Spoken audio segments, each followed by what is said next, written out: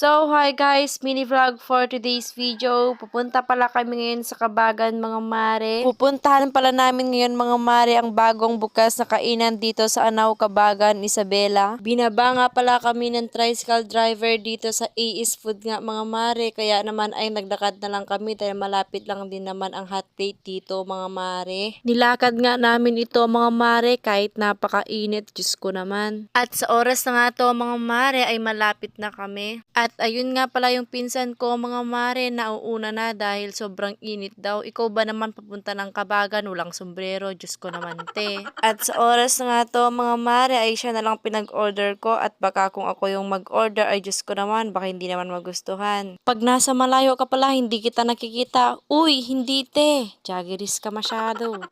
A few moments later. At sa oras na nga to pala, mga mare, ay andito rin yung order namin. Tara, samahan nyo muna ako kumain. Ay, before pala tayo kumain, manalangin muna tayo, mga mare.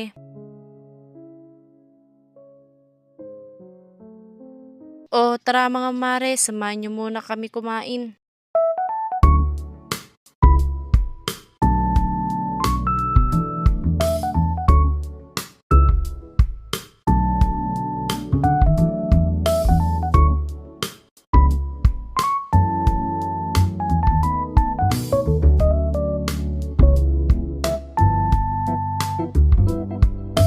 A few moments later.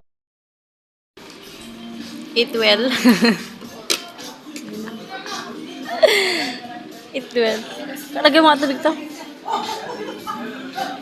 Lagyan mo nga. So guys, palis na kami. So init. Ilakad ka na. Acting! Kali ka mag-video tayo. Oh, diba? So init guys. Okay. Pero matindi kami. Kaya natin to. Kaya namin to. Mangingisip ka tayo. At so, yun nga guys, hanggang dito na lang ang aking video. At ilalagay ko na lang sa comment section ang kanilang mga menu. Sulit na sulit ang 119 pesos ninyo, mga mare, I swear.